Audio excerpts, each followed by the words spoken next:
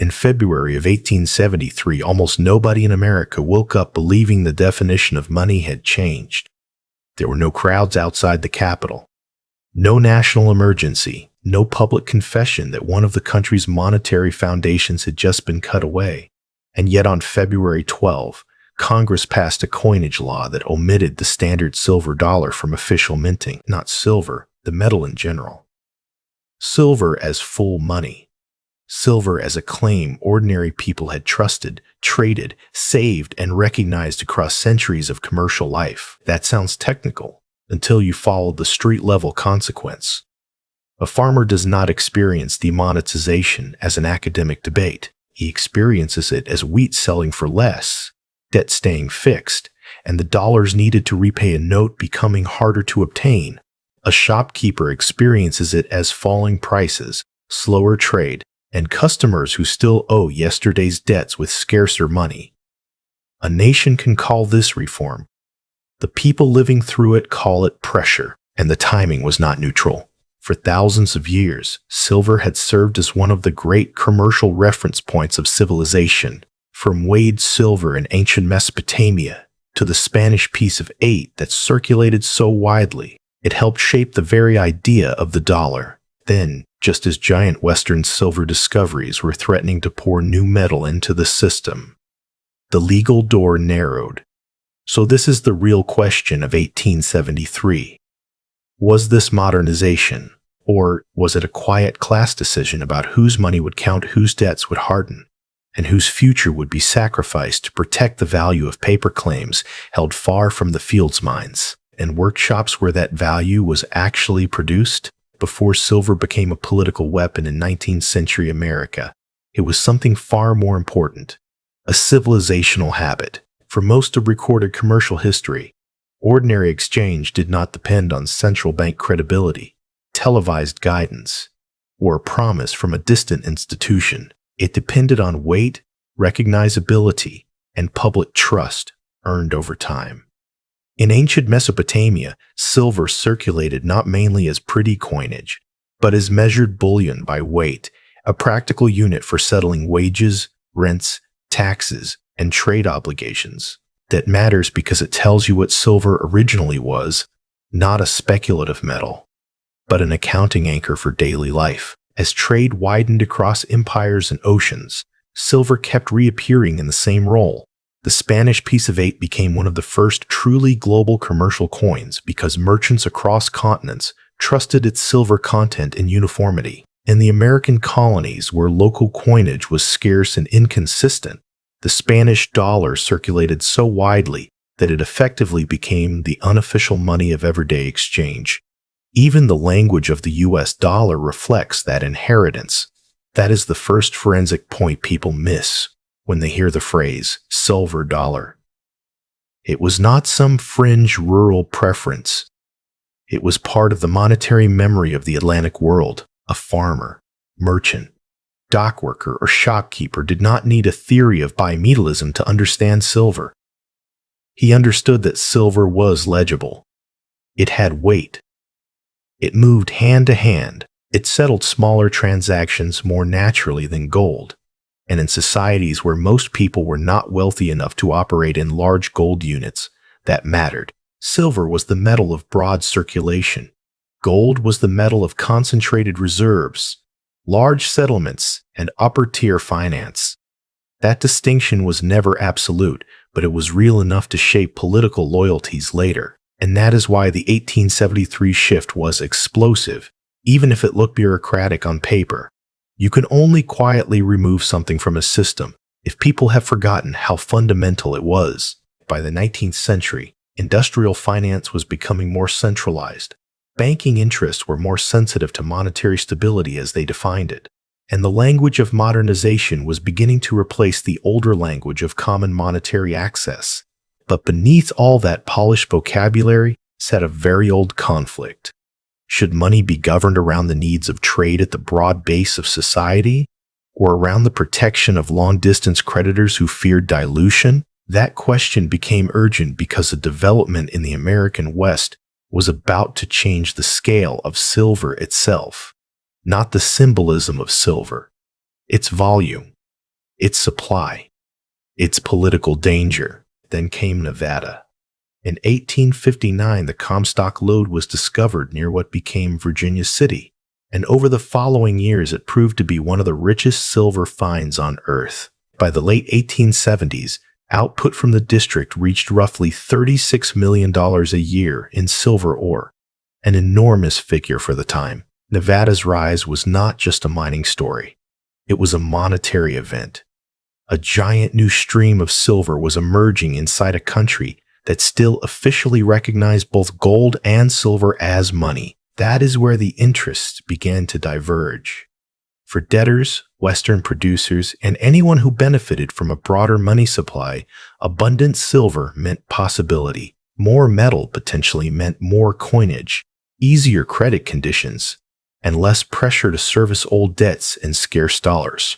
For Eastern creditors, bondholders, and banks whose claims were fixed in nominal terms, the same development looked very different. A larger monetary base could reduce the real burden of debt and weaken the purchasing power of the dollars they expected to receive. The conflict was not really over morality.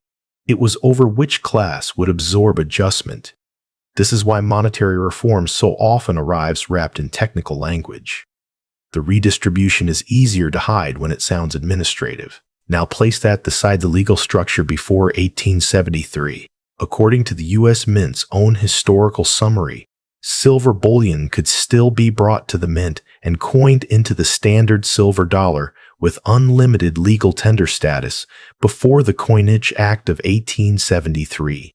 That meant silver was not merely a commodity dug from the ground. Under law, it still had a route into full monetary life, and once a metal has that route, a major new discovery is not just a mining boom. It becomes a threat to every creditor who prefers money to remain tight, dear, and difficult to obtain. This is why the timing matters so much.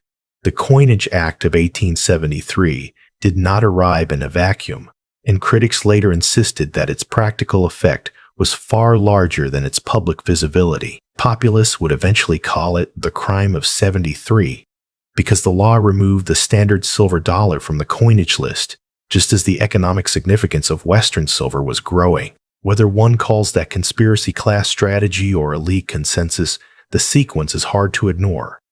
First, a giant silver source emerges. Then the legal position of silver narrows. Then the country moves toward a harder monetary environment that benefits creditors over debtors. And the story did not stop at America's borders. Because at almost the same moment, Europe was beginning to make silver's problem much worse. Germany, newly unified and flush with French war reparations, was moving toward gold. That meant the fight over silver was no longer just national. It was becoming global. The decisive move in 1873 was not that silver vanished from American life overnight. It was that silver lost its old path into full monetary power. The Coinage Act of February 12, 1873, revised U.S. Mint law and omitted the standard silver dollar from the list of coins authorized for regular minting, while gold retained unlimited legal tender status. A trade dollar remained, but it was designed primarily for commerce with Asia and did not preserve silver's previous standing as unrestricted domestic money. That is why later critics said the law did more than tidy up the coinage code. In practical terms, it narrowed who could transform metal into money on equal terms. That legal narrowing mattered because the broader world was tightening at the same time. In 1871 to 1873, newly unified Germany shifted from silver-based currencies toward gold, using the political and financial aftermath of victory over France to support the transition. The IMF's historical analysis argues that Germany's reform helped destabilize the existing bimetallic order and encouraged a wider international move toward gold.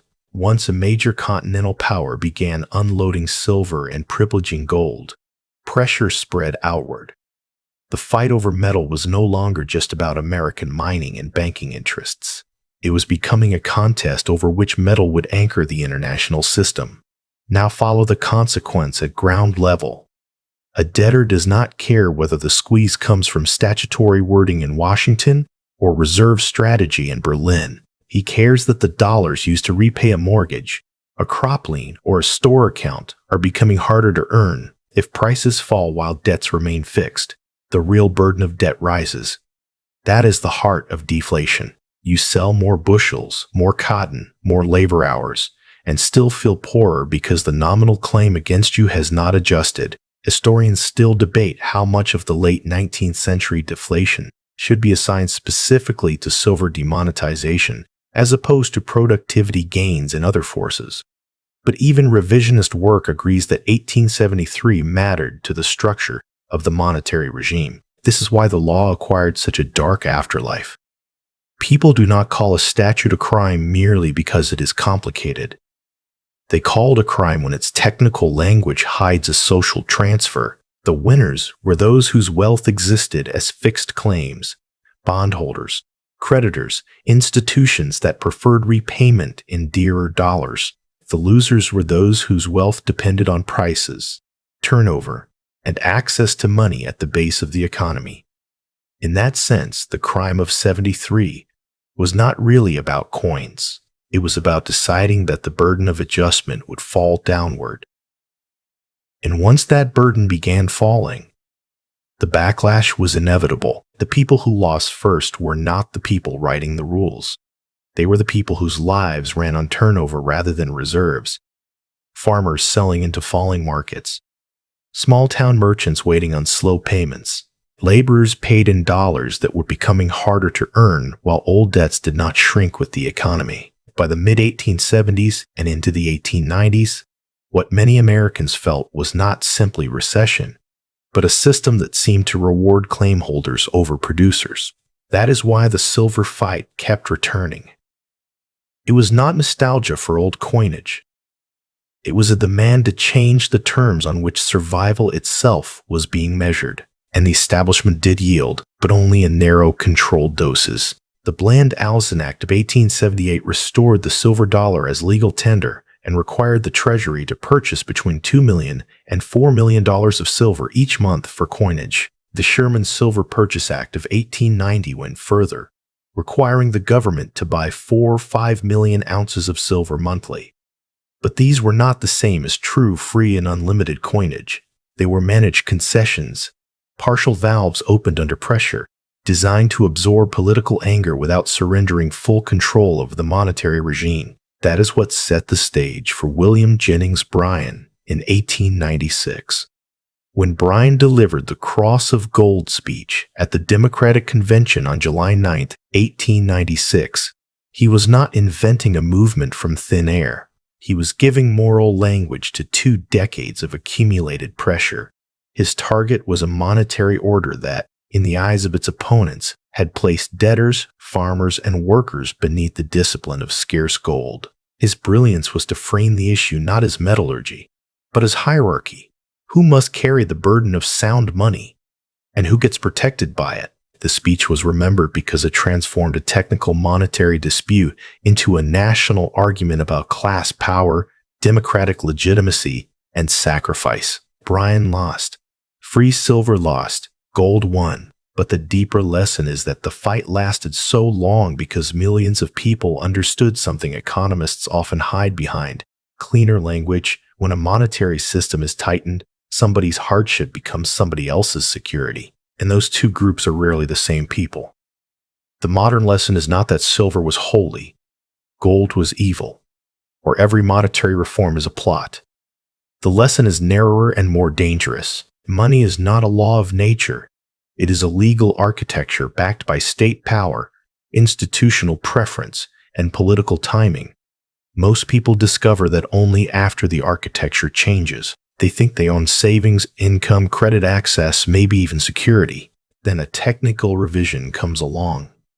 A reserve rule, a convertibility change, a collateral standard, a banking backstop, a capital control, a settlement requirement. And suddenly the thing they thought was stable behaves differently. The public calls it a crisis.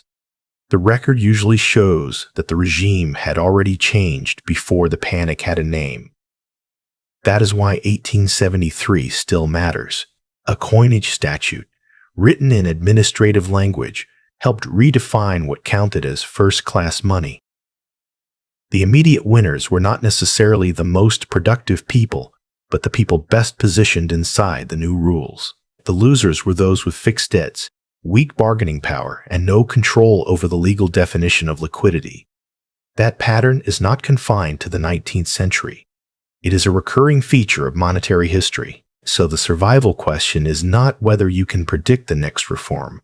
You probably cannot. The real question is whether your wealth, your cash flow, and your basic life options depend entirely on one official definition of money remaining unchanged, because the forensic record says it will change, and when it does, you will be sorted into one of two groups: those who understand that monetary systems are conditional political arrangements, and those who discover that fact only after their purchasing power, financing terms, and room to maneuver have already narrowed. Choose early, or be chosen for.